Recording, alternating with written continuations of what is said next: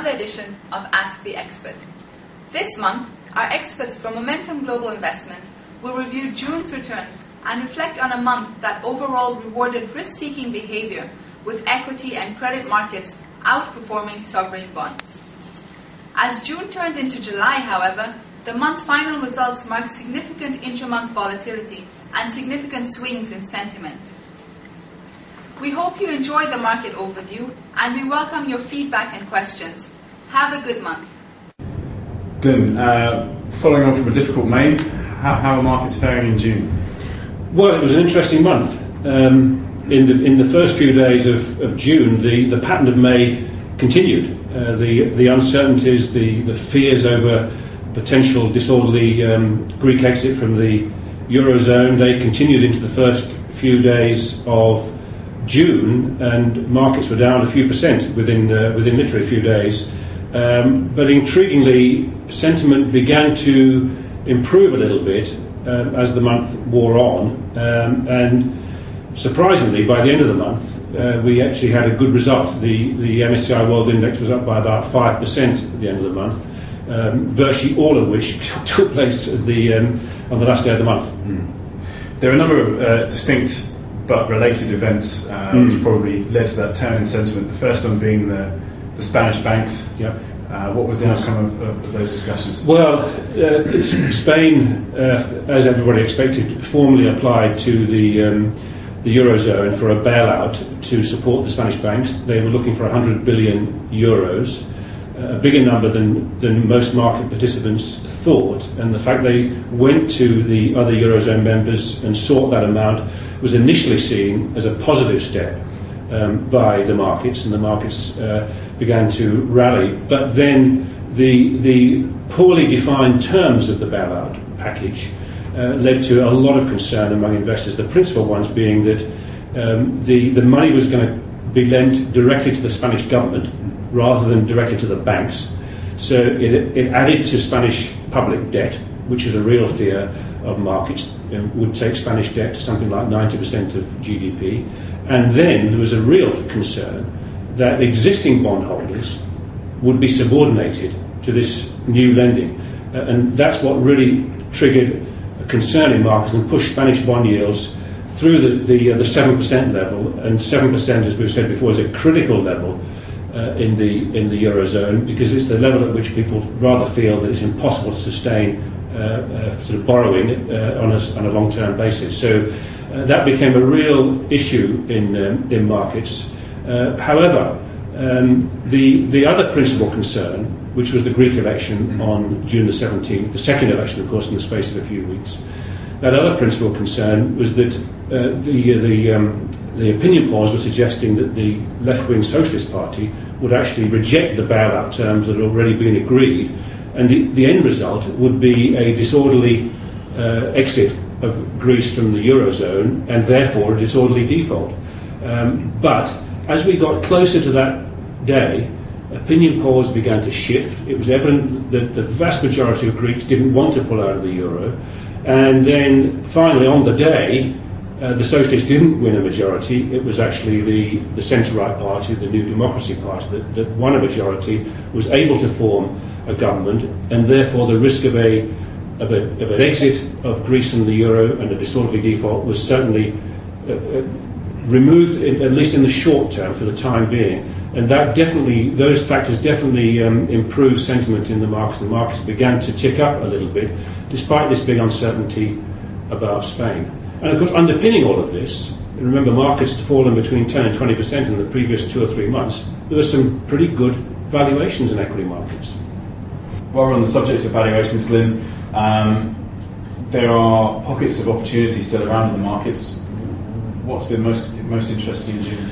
Well, the things that have moved most of all, interestingly, Japan has been a standout performer. We have felt that Japanese valuations are really very attractive. We all know the difficulties that Japan is. It's a long-term period of deflation and very slow growth, but it is a very cheap market. Japan was the best performing market, rose over 7% in the month. Some of the more cyclical stocks also bounced back, although we remain concerned about that, because the clear evidence from economies, be it the US, China, Europe obviously, UK, is that there's been a marked slowdown in growth in recent weeks. Whatever you look at, whether it's manufacturing sector, purchasing managers, indices, consumer confidence, all are pointing to some slowdown in growth. So we're concerned about getting too carried away by these cyclical stocks. This is a short-term bounce in our view. We are still worried about the commodity markets. China's been the big buyer of commodities in recent years, and the Chinese economy is definitely going into a structural slowdown, becoming less commodity intensive over the next several years. So this sort of super cycle of commodities is over. So we still feel it's appropriate and absolutely right to invest heavily in the more defensive areas of the markets, the consumer staples, the good franchise companies, the companies with strong balance sheets that will weather this storm that we're in. So we haven't changed our view on that, and we still stick to those areas. One other comment on this, incidentally, is that emerging markets didn't do as well as developed markets in June. I think for these reasons, that this slowdown that's going on in China and other emerging markets is a real issue for investors. So emerging markets rallied, but not by as much as the developed market index. Valuations are clearly important at the moment. They don't, as you suggested, exist in isolation from economics, but the final part of the puzzle really is still political. We touched on Europe. Yep. But overall, there were material changes by the end of the month, yes, largely from Germany. Yes. Well, I think there was a very significant move there. The key event was right at the end of the month, on the last couple of days of the month. There was the 19th EU Summit of Leaders, the 19th since this debt crisis started a couple of years ago in Europe. All of them to date have been pretty disappointing in terms of their outcome. Too little, too late, not really addressing the big structural problems that need to be addressed. And I think investor expectations going into this summit were very low. Now, in the event, there was a real move, in particular on the part of the Germans.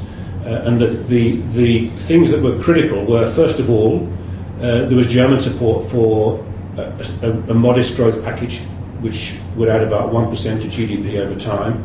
Quite small, but it was a move in that direction for the first time. And then, much more importantly, the critical events were that the European Union effectively allowed central funds of the Eurozone to go directly to banks to bail them out, rather than being siphoned through government. So direct recapitalisation of the banks for the first time, in return for central supervision of those banks by the ECB. That was not expected by investors. It came earlier than people thought, and that was definitely a very good move. And then the other key thing was that the Eurozone agreed that any bailout funds would not result in a subordination of existing debt.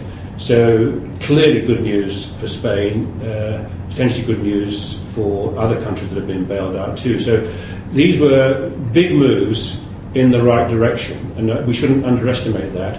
And as soon as the market picked up on this, we had a very big rally. In fact, the MSCI World Index rallied 3% on the last day of the month. It represented 60% of its gain for the month. Europe was up over 5% on the day, and into July we've seen a little bit of that rally continuing still. And although there's still a long way to go in Europe, you could argue that these were further mini steps on the way to a full banking union and a full monetary and fiscal union. Long way to go, but moves in the right direction, and the euro has lived to fight another day.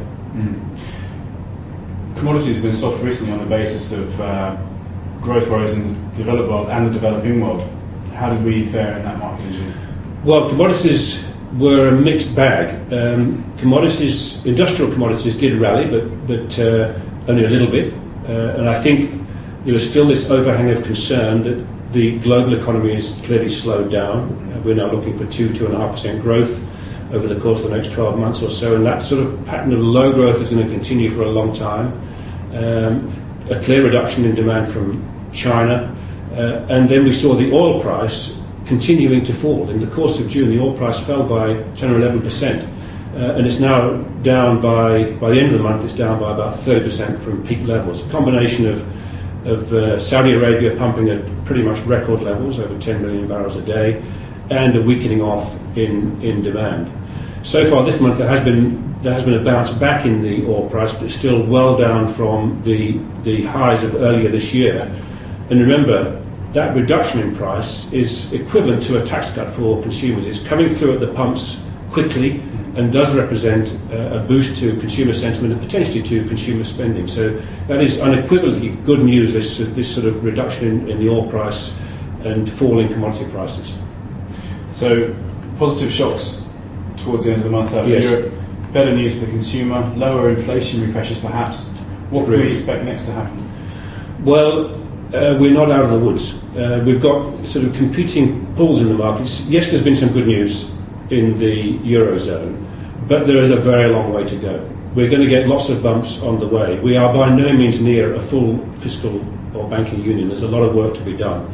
And there are lots of risks still overhanging the Eurozone with the amount of debt that's got to be repaid, the amount of austerity that's required in peripheral Europe to regain competitiveness against the core, and particularly Germany. So we're going to see plenty of scares on the way there, and certainly continuing very slow growth in Europe, recession of course in peripheral Europe. We also have the concerns about growth in China, definitely a slowdown there, structural slowdown I think.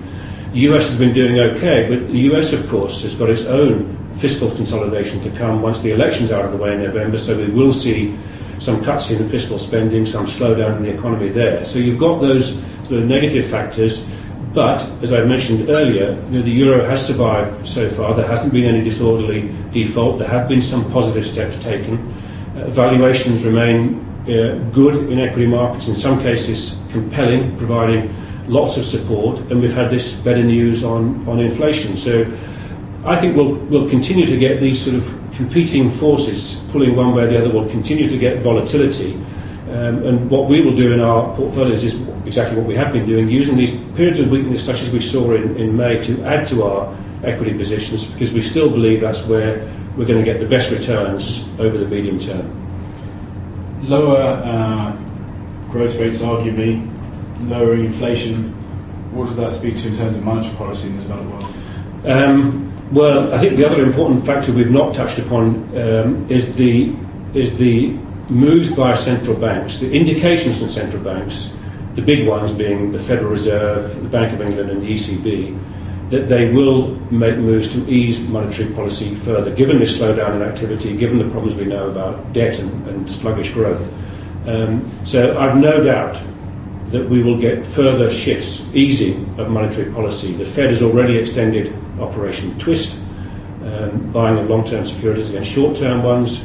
The ECB, the European Central Bank, is meeting today. I think they'll cut interest rates by 0.25%. I think they will in due course resort to another long-term refinancing operation, providing liquidity to markets. The Bank of England is also meeting today. I think there'll be another round, a third round of quantitative easing, where the bank will actually print money to buy government debt. So the market again has been looking forward to these injections of liquidity, and also provides support to markets. So I think we will definitely get that both today and in coming months. We do have the backstop of those big central banks providing huge amounts of liquidity, and that will definitely support markets in coming months.